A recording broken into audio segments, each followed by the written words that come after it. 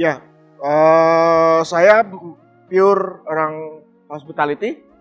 Saya sekolah hotel, memang sebagai interest dari dulu untuk bekerja di hospitality.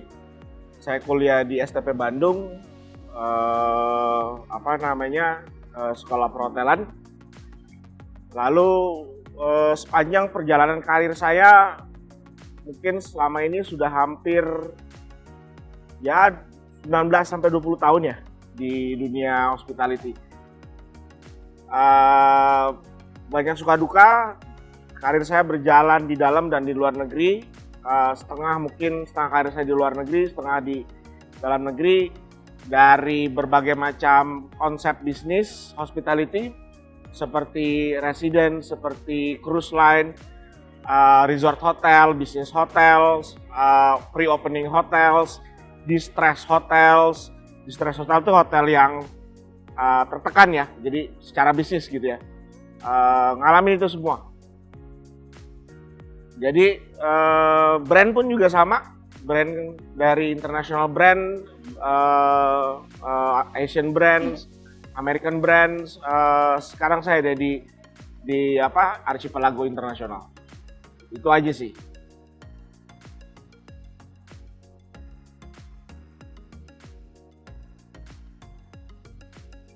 Archipelago is fast growing company. Portfolionya grow sangat cepat sekali. Di ekspansif atas bisnisnya luar biasa. Itu yang membuat saya interest untuk join, karena saya yakin bahwa di perusahaan yang growing juga pasti akan banyak talent yang growing juga. Itu lebih seru, lebih vibrant dibanding kita branding yang stagnan gitu ya, yang monoton gitu. Jadi banyak hal yang akan banyak dicoba, banyak hal bisnis yang akan berubah, dan itu yang membuat saya ngerasa tertantang gitu ya. Gitu. Dan tim kami di Archipelago juga support sekali, yang visinya sama gitu. Itu sih yang membuat join ke Archipelago. Kalau di Archipelago saya belum lama, tahun 2018 saya masuk Archipelago, dan ini adalah hotel pertama saya di Archipelago. Berarti sudah 2 tahun setengah kurang lebih, dari Desember 2018.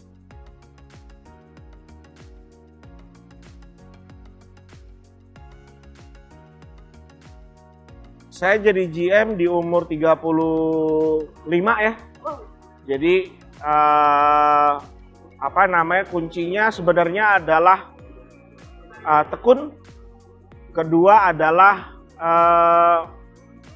mental, ketiga adalah adaptasi, keempat yang paling penting adalah keilmuan. Jadi saya selalu percaya invest dari leher ke atas itu yang akan selalu membawa kita terus maju gitu. Jadi itu yang paling utama. Kita nggak boleh pernah ngerasa paling pinter, nggak boleh pernah ngerasa cukup dalam ilmu, karena ya apapun itu ilmu pasti bermanfaat.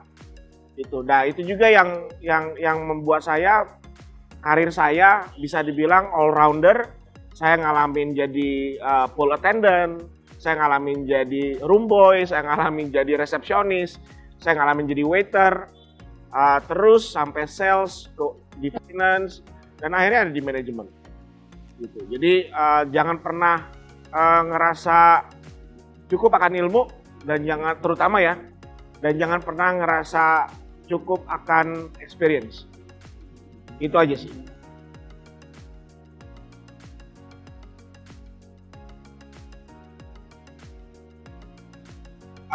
Dulu waktu sekolah awalnya tertariknya karena hospitality salah satu industri yang kita bisa traveling keliling dunia ya, luar negeri ya. Jadi saya dulu sempat pengen kuliahnya cuma 2, antara hospitality, perhotelan terutama, atau hubungan internasional, karena pengen berasa di luar negeri gitu ya. Jadi itu yang mungkin experience yang saya kejar pertama awalnya, walaupun ujungnya nanti berubah ya. Nah intinya sih adalah kepengen sekali yang menjadi orang yang global. Karena saya yakin waktu dulu menjadi orang yang global itu akan lebih seru. Kita punya teman di negara manapun, kita punya channel dimanapun, terus experience traveling kemana-mana gitu. Itu yang dari dulu kepingin ya. Itu aja sih.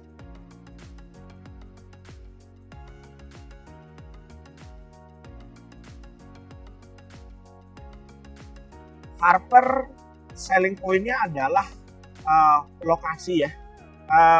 Balik lagi semua bisnis punya selling point masing-masing. Tapi kalau kita lihat pembangunan ya, development ya, bisnis development di Jakarta itu arahnya tuh ke timur. Dan sebetulnya Pulau Jawa juga lebih ke timur, gitu ya. Jadi ke barat, ke timur. Jadi kalau kita ngelihat pembangunan ke arah Bekasi, ke arah airport dekat sini gitu ya. Dulu orang mungkin nggak ada yang terlalu kepengen invest di sekarang sini. Tapi kalau kita lihat sekarang kereta cepat ada di sini, di Halim juga semakin besar, bisnis growing di timur. Jadi tantangannya berbeda, bisnisnya berubah gitu, dibanding dulu. Mungkin karena plan ini ya, mungkin karena pembangunan juga ya, pembangunan dari pemerintah ya, yang mengarah lebih ke arah timur.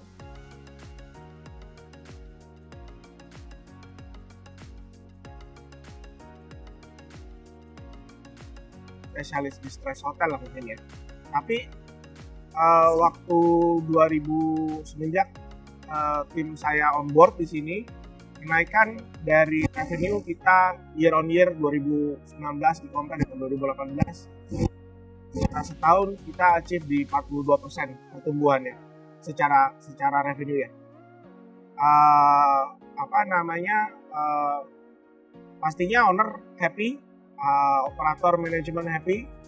Itu bukan cuma karena kepengen saya aja, tapi yang pastinya di belakang saya ada tim yang memang bisa mengeksekusi strategik itu gitu. Jadi kita banyak berkolaborasi dengan tim yang lebih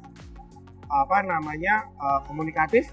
Saya banyak diskusi dengan tim yang lebih tidak satu arah ya. Gimana caranya bersama-sama kita bisa berhasil. Itu yang di tahun pertama. Tahun kedua waktu sangat sayangnya memang kita terkena ada COVID 2019. Happily saya selalu bilang itu rezeki tim saya, bahwa alhamdulillah sampai hari ini kita nggak pernah tutup hotelnya. Kita tidak bermasalah secara keuangan. Bahkan pada saat krisis pun 2019 karena COVID, kita masih bisa investasi untuk membuat suatu bisnis lainnya, yang mana saya percaya hanya dengan investasi dan expanding bisnis, stretching dia punya potensi dari bisnis, itu yang akan membuat hotel terus growing.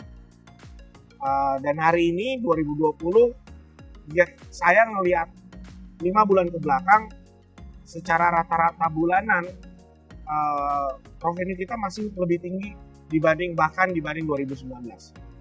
Jadi sudah melewat, bahkan kalau 2020 sudah jauh terlewat.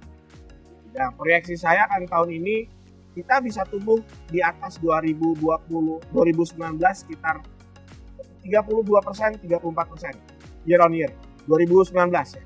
Kalau di atas 2020 mungkin sekitar 80%-an di atas 2020, bisa sampai 100. Ya insya Allah kita lihat gimana, kita masih ikhtiar gitu. Ditambah ya kita terus berinvestasi, kita akuisisi manajemen baru, kita investasi akan aset-aset baru, kita acquiring akuisisi aset baru. Itu yang jadi fokusnya. Jadi saya menggabungkan keilmuan hotel saya dengan keilmuan saya nyebutnya financial engineering. Jadi keinsinyuran keuangan itu yang kita kelola. Jadi bagaimana sebuah aset bisa berkembang, bagaimana sebuah modal, sebuah equity bisa memberikan return lebih tinggi, gimana kita bisa men-leverage sebuah potential market menjadi yang lain. Dan kadang-kadang harus agak sedikit nyeleneh, jadi harus kreatif. Itu yang saya tekankan ke anak-anak, bahwa being kreatif itu sekarang juga tidak bisa ditoleransi. Kitanya tidak boleh pernah merasa puas gitu. Tidak boleh jadi followers, harus becoming market maker, harus becoming bisnis bisnis excellence. Itu yang kita tekankan. Itu aja sih.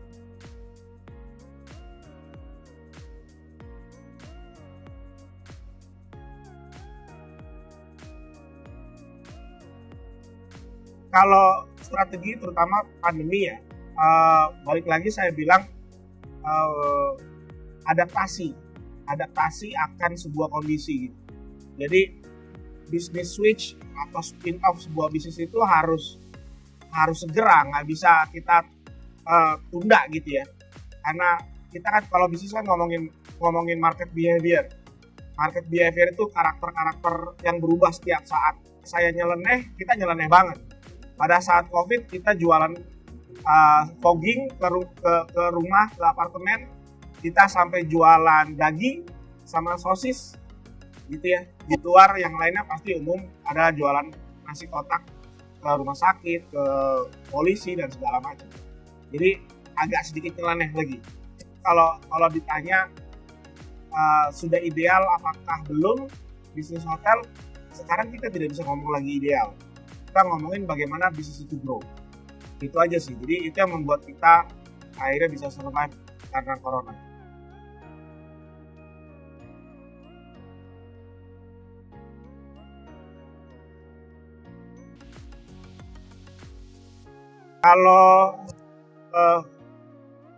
Kalau kita ngelihat sejarah sebenarnya siklus ya. Bisnis itu kan siklus, ekonomi itu siklus. Jadi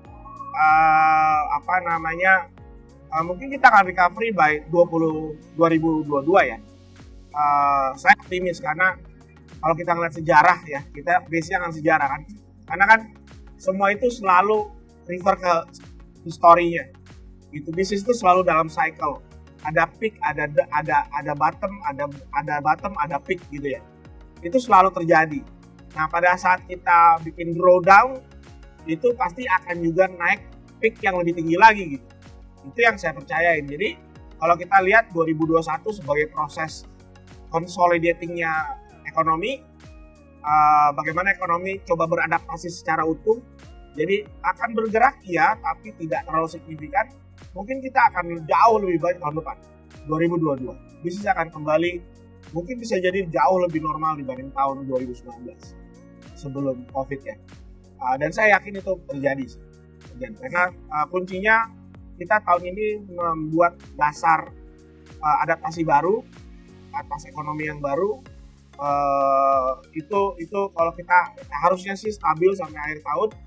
Nanti tahun depan jauh lebih.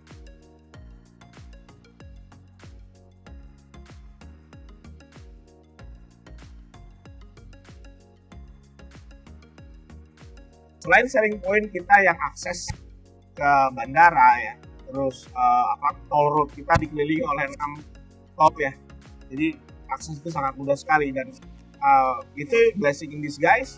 Itu berarti turnover tamu kita tinggi, baik bisnis ataupun orang yang transit. Oleh karena itu kita sangat strict tegas sekali atas disiplin protokol ya, COVID ya terutama. Jadi kalau misalnya lihat dari masuk hotel, terus di kamar seperti apa, protokolnya sangat ketat sekali. Dan yang pasti kami sangat respect sekali sama namanya aturan. Hotel kami terlisensi ataupun certified untuk kesehatan dari CHSE. Lalu juga kami memiliki seluruh izin acara, misalnya wedding, itu harus tersertifikasi ya. Jadi peraturan gubernur itu hanya sebagai payung. Kalau sebenarnya di dalamnya itu ada detail-detail lainnya yang sangat mendalam gitu ya, yang harus kita patuhi. Jadi kita memiliki semua izin yang ada, termasuk izin untuk keramaian, izin untuk wedding, izin untuk rapat itu sendiri. Yang mana saya yakin itu juga nggak mudah untuk didapatkan. Selain protokol-protokol yang juga kita harus comply. Jadi kita inline dengan aturan yang ada, dan sangat keras untuk itu. Alhamdulillah staff saya juga sudah vaksin semua. Itulah yang jadi saya ngomongin bisnis berarti kita ngomongin bukan cuman kamu, tapi saya juga ngomongin karyawan. Karena bisnis dimulai dari dua sisi itu. Gitu. Jadi untuk karyawanan sederhana, staff saya mandi sehari 2 kali di sini. Mereka harus ganti uniform setiap 4 jam sekali. Selain mereka sudah divaksin, mereka tetap di rapid test sebulan sekali. Kita melarang mereka naik transportasi umum, terus makan juga sangat dijaga yang namanya esensi makannya, istirahatnya juga. Jadi itu yang kita jaga. Jadi saya nggak bisa ngomong cuma kita fokus ke bisnis tuh hanya fokus ke tamu, tapi ada yang paling krusial sebetulnya adalah staff, adalah karyawan. Itu aja sih.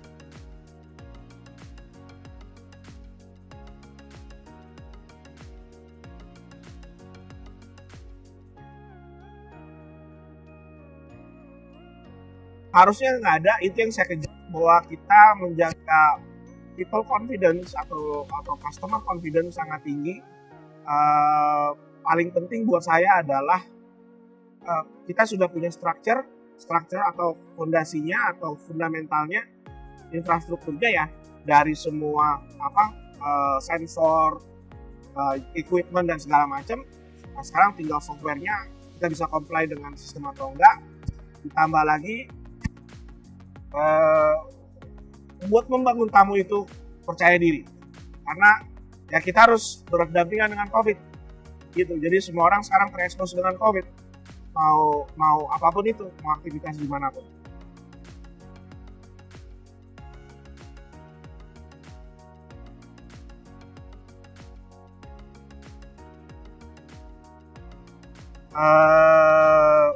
Saya ngerasa posisi general manager adalah hanya stepping stone untuk step selanjutnya. Jadi apakah akan puas? Enggak. Dan itu juga yang saya bangun di tim saya. Sesederhana tim saya didik bagaimana kita punya visi tentang entrepreneurship, tentang bisnis acumen dan detail segala macamnya. Jadi terus belajar. Yang paling pentingnya sekolah jangan pernah puas, keilmuan jangan pernah puas. Jadi masih banyak yang masih pengen dikejar, masih banyak pengen juga yang pengen diraih pastinya. Itu aja sih. Jadi masih belum perlu tantangan lagi.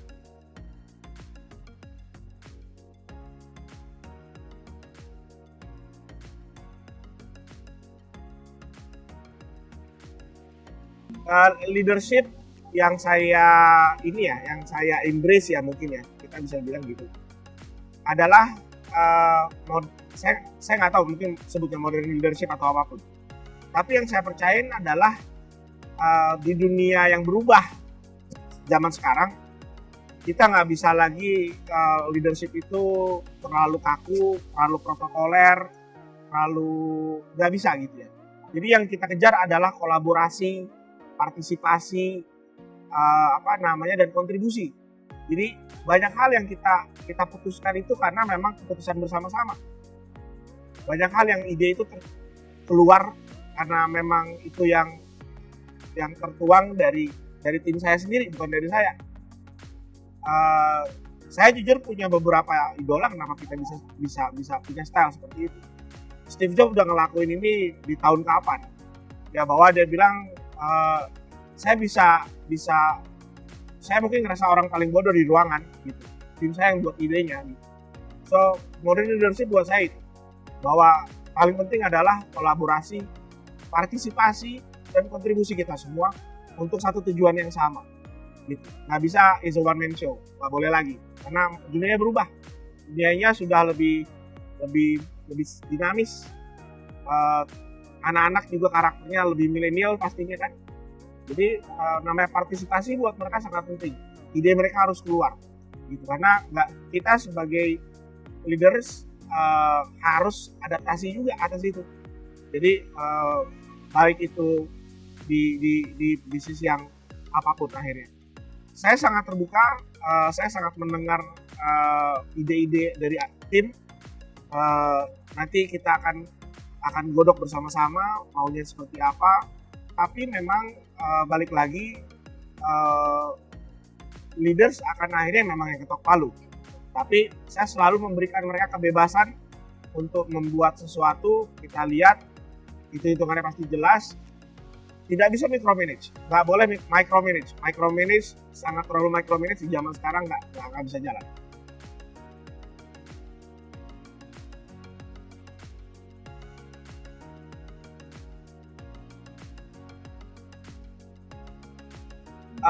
Saya selalu ngebagi dua ya. Dua tuh dalam artian orang yang menjadi inspirasi dan orang yang menjadi mentor. Yang menjadi inspirasi banyak. Ada Steve Jobs, ada Warren Buffett,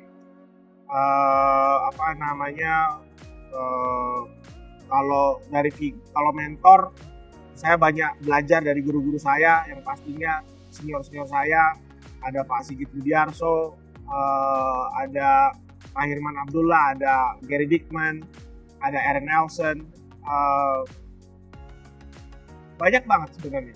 Jadi itu yang membuat saya juga membentuk saya jadi seperti sekarang. Ada Gemma Guryadi pasti banyak. Jadi karena saya selalu ngambil segala macam keilmuan yang saya bisa dapatkan gitu. Jadi mereka yang memberi inspirasi, mereka juga jadi mentor. Itu yang membuat saya jadi seperti sekarang.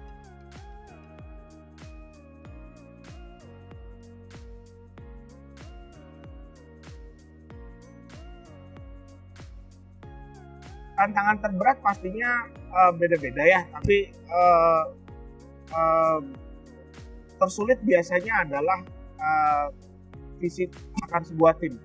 Jadi pada saat tim itu tidak memiliki visi yang sama, tidak memiliki arah tujuan yang sama, itu mungkin yang paling berat. Dan saya pernah ngalamin itu. Itu yang juga yang membuat saya banyak merubah hal di Harper, bahwa pemahaman kita akan bisnis harus sangat general untuk semua orang yang terlibat di situ. Jadi sesederhana kita punya di Harper, kita punya sekolah semi formal, tapi itu yang membuat karyawan saya terus juga harus belajar. Nah, saya yakin bahwa dengan semua visi yang sama dari tim ini, dari atas sampai bawah, yang paling bawah sekalipun, kalau visinya sama, nyampainya akan lebih mudah. Intinya sih. Jadi untuk itu kita harus punya pemahaman yang sama dan kurang lebih ke ilmu yang relatif sama. Jadi orang yang belum ngerti kita bikin mengerti, orang yang belum paham kita ajari untuk punya cara pandang yang sama. Itu aja sih. Pasti aset paling penting adalah karyawan. Buat saya ya. Nah nanti pengembangannya itu yang nanti tergantung dari karyawan itu sendiri. Karena saya bilang saya nggak pengen ngeliat kalian cuma kerja sampai berapa tahun tetap seperti itu. Jadi, harus berkembang. Itu aja sih.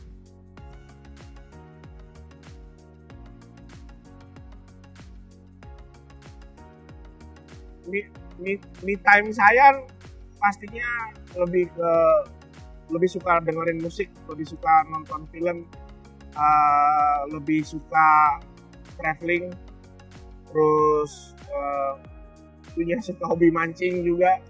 Jadi seperti itu. Tapi kalau ditanya lebih sering apa ya, saya lebih sering nonton film sama dengerin musik, live concert gitu. Karena memang lebih suka ke sana.